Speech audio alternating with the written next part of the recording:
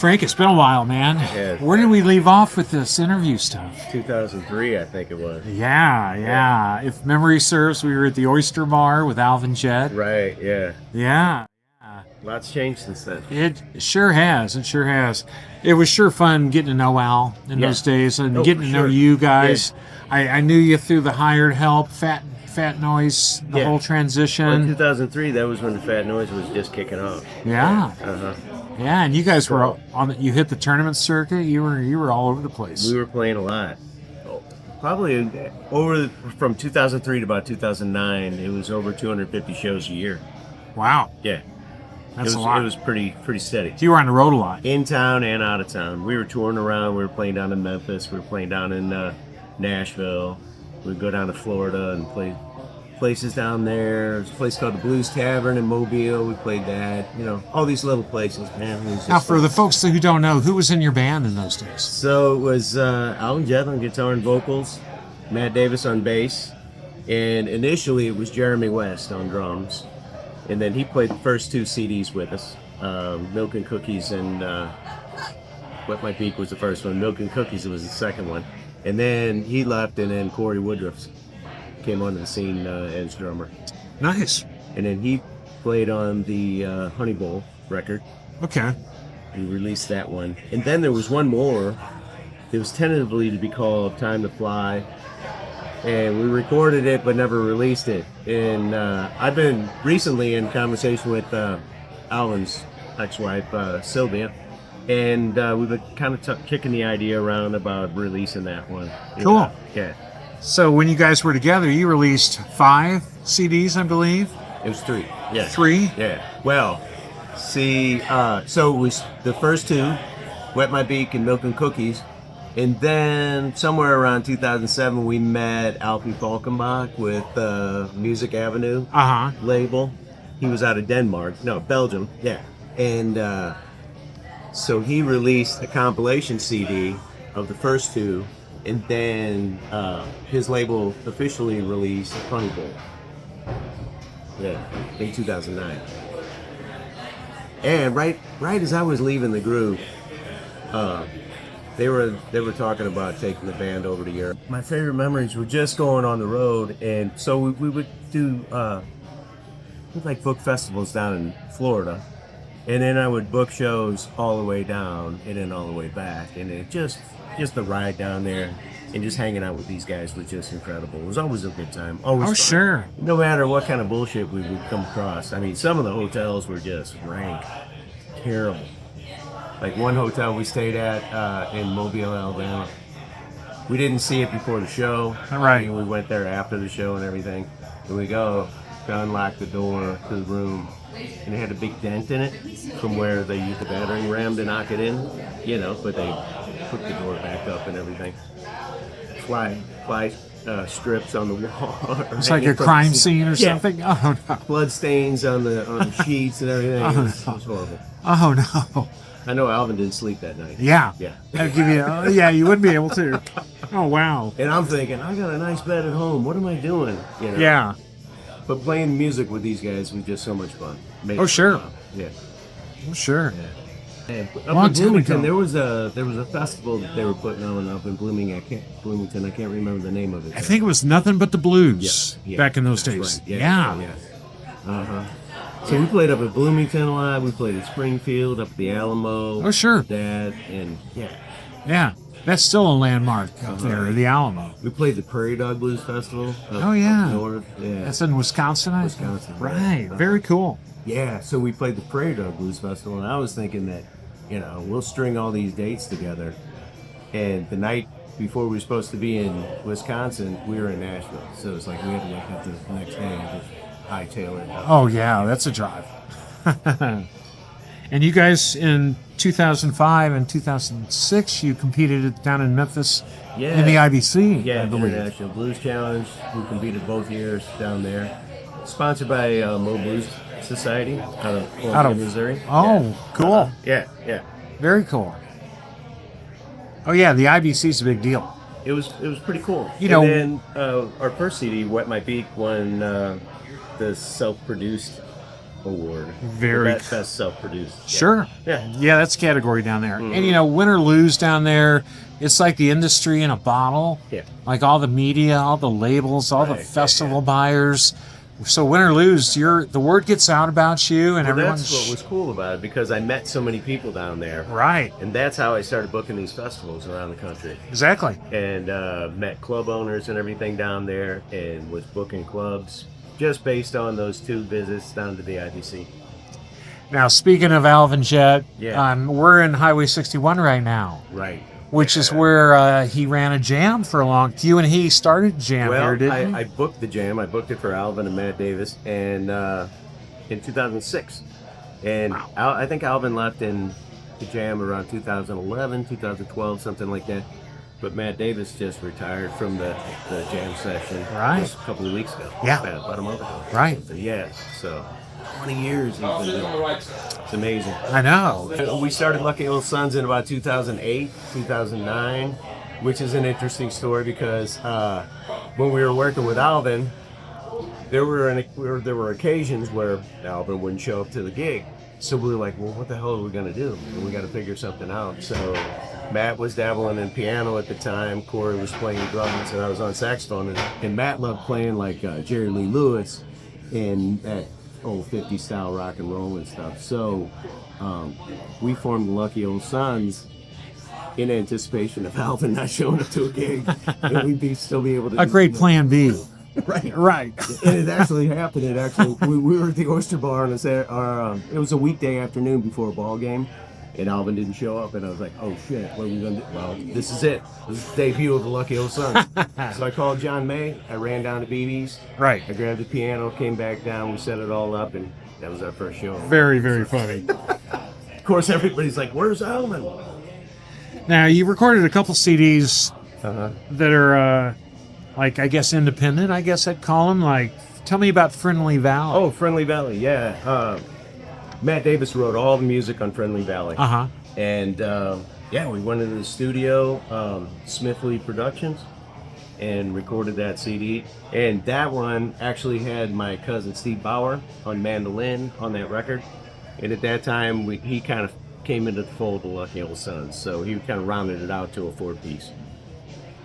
And then about 4 years later, you guys recorded Very Lucky Christmas. Very Lucky Christmas. Lucky Christmas. That's a combination of traditional Christmas tunes and Matt Davis songs. And one of the songs, A Very Merry Christmas, we ended up doing a music video of it, and it's out on YouTube and stuff, and it was really fun to do. Yeah. Nice. But yeah, we were pretty productive. And had a standing gig at Riddle's Penultimate. We did Thursday nights there I can't remember how long. Yeah, that place was a landmark for live music. Feel on Broadway. Bud had us down there on Monday nights or Monday evenings. We did that for a long time. Oh, yeah. Yeah. Well, speaking of the Beal, you guys, when you were with the Jeremiah Johnson Band, to jump forward a little bit, you did a lot of live videos, some really great live videos there at the outside patio. Yeah, we did Southern Drawl and Sunshine Through. Yeah. Yeah. Really nicely done. Yeah. Now, tell me a little bit about All Roostered Up. All Roostered Up. So All Roostered Up came about because Steve Bauer was playing with a band called Folk and Bluesgrass, and they were doing Saturday afternoons at the Broadway. Ryan Currens. Yeah. So Folk and Bluesgrass, they kind of split up, Yeah. And but the Oyster Bar still wanted to do music on Saturday afternoons, and they approached Steve about doing something. So because we were playing together in Lucky Old Sons, Steve says, hey, Matt, Corey, Frank, you want to play Saturday afternoons at the Oyster Bar? So January 2011, we started doing Saturday afternoons at the Oyster Bar. And I played the first 6 years there. Steve Bauer's still doing it. And he's celebrating, this coming Saturday, he's celebrating 15 years. Wow. Every Saturday. And that's a great show. I mean, yeah, it's fun. And you guys kind of cover a wide range of music, too. Wide range of music, yeah. Yeah. Anything from country to rock to, they do it all. Mm-hmm. So you're still kind of doing that, aren't you, on and off, playing with All Roostered Up? Occasionally, yeah. Sit in with them? Their current saxophone player, Ian Bushman, he likes to go hiking. camping and stuff like that. So if he's going to be away for a weekend, he'll give me a call. And Oh, I'll go down and do nice. it. But also Phil Wright, the harmonica player, he fills in. Sure. They've had the guys from Funky Butt come down and play. Yeah. I mean, there's a whole plethora of musicians that come through there. Oh, I know. Yeah, it's a great. That's what makes it magic. You never know for sure who's going to be there and sitting in. And then you hooked up with Jeremiah Johnson. Jeremiah Johnson, yeah. How did that come about? So, my friend Bennett Schaefer, was playing with Jeremiah at the time. And he says, hey, Frank, Jeremiah's kind of looking for a saxophone player to fill in on some shows. I'm like, okay. I'll come down and do it. And what happened was Bennett was filling in at the Oyster Bar on Saturday afternoon when he gave me that little piece of advice, And so I ended up doing a show with Jeremiah. We hit it off real good. It took a while. It was about a year. But then he asked me to join the band full time. And that was about 2017. And I played with him all the way up. Well, all the way up to 2020 steady. And then 2020 kind of blew things out of the water. And then it was intermittent through about 2023. But I just recently did a show with him the Saturday after Thanksgiving down at City Winery. City Winery, right. Nice. So the magic is still there. Oh, yeah.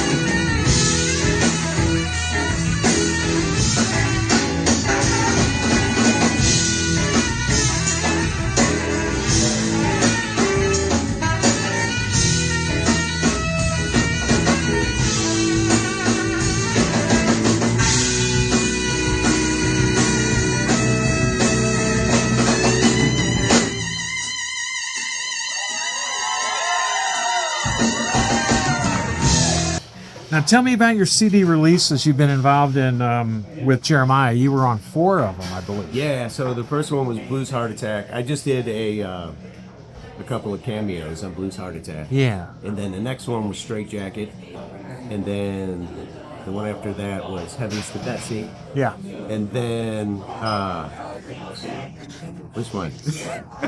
The Hi-Fi Drive-By, right? Oh, Hi-Fi Drive-By, Yeah. So Hi-Fi Drive-By, that was done at Blue Lotus, and I was part of the horn section on that one. That was the first album he did where he had a big horn section. All the way downstairs on the right. There were like 4 horns. There was trombone, trumpet, baritone sax, myself, and some 4 horn players, All the music was charted out for the horns and everything. So that was interesting, Well, that's just a few of the bands you played with over the years. Can you name a few more? Well, so back in the day I played with, I still play with Brother Jefferson. So I still do shows with Brother Jefferson. I do shows with John Logan and the Speaking of Brother Jefferson, yes, I want to cut now to you playing with Brother Jefferson at Cecil's. Oh, yeah. We'll be right back. Okay, yeah. Give me some of that Memphis saxophone.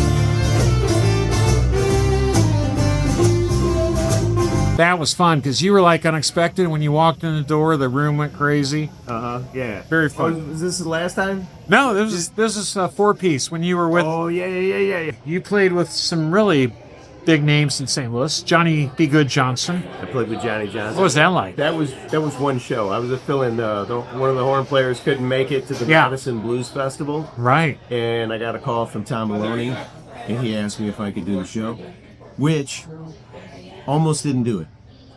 So, because I was booked to play with Rich McDonough at the Big Muddy Blues Festival. Right. So I told Tom Maloney, I said, I'm already booked with Rich, so I'm going to have to turn this one down. So I called Rich up, and I'm talking to him, and I tell him the story that Yeah. Maloney calls me up and asks me if I want to play with Johnny. And Rich goes, "What the hell are you doing, man?" He goes, "Why do you want to play with me? Go play with Johnny." Well, then you had his blessing, and it's Right. It was. Yeah. So Oh I yeah. called Tom back and got the gig and went up there. It was so much fun. Oh right. Yeah. George Thorogood was on the show. Fun. Yeah. Little Richard was on the show. Wow. So you got to hang out with some legends and Well, play with. Didn't necessarily get to hang out with anybody. Oh no. Yeah. But it was fun. I mean, I went for a walk. I'm sitting in the tent, you know, having some food and everything. And Yeah. It was me and Jim Burns. Jim Rossi. Ah. Me and Jim Rossi, because he was playing trumpet. Sure. And so we're like, we're gonna go for a walk. And Maloney was sitting there having dinner. He goes, "All right, I'll see you guys in a little bit." We walk away, we go around for a while, and we come back, and Maloney was like, "Oh, you missed it." Maloney says, "Hey, man, right as you guys were walking off, George Thorogood came up, sat down. We had a real nice talk and everything, and I missed my chance to meet him." Well, it's interesting because Little Richard played the stage, you know, did his show and everything. Yeah. He's got a big, long stretch limousine next to the stage.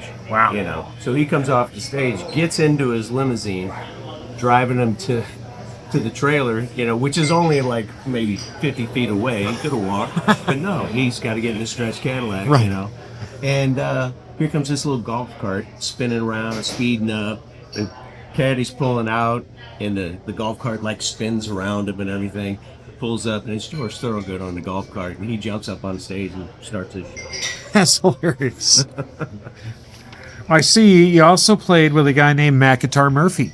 Yes. What was that like? That was awesome. So that was a show that this promoter put together down in Fellsmere, Florida.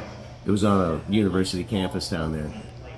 Alvin was booked to play it, and then Jim Nestor calls me up and he says, "Hey, would you want to play with Matt Guitar Murphy? He's putting a little band together for his set." I said, "Hell yeah. Yeah. Yeah, I want to do that." Right. So that was great. I mean, he was... It was just so cool playing with him. He was so laid back and just a very nice guy. And the band he had behind him was really tight. Yeah. There's So you- actually a video of that up on YouTube of me playing with him. Oh, really? Yeah. I'll find it. Yeah. Yeah, I'll go out there and find it.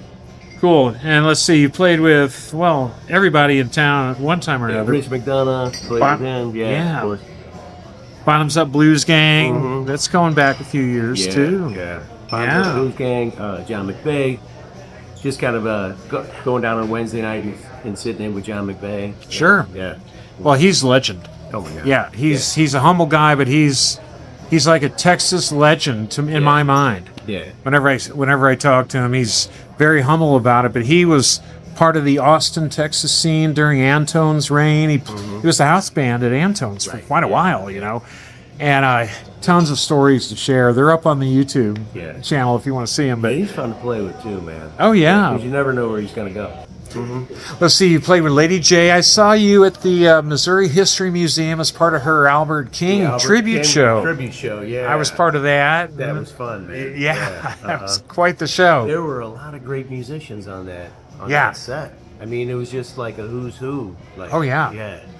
Where can people find you today playing out and about? Well, so if you see the Barrel House Sinners, Yeah, speaking of that, Anyway. I caught you guys at Das Bevo. yeah. So let's take a look at that. Okay.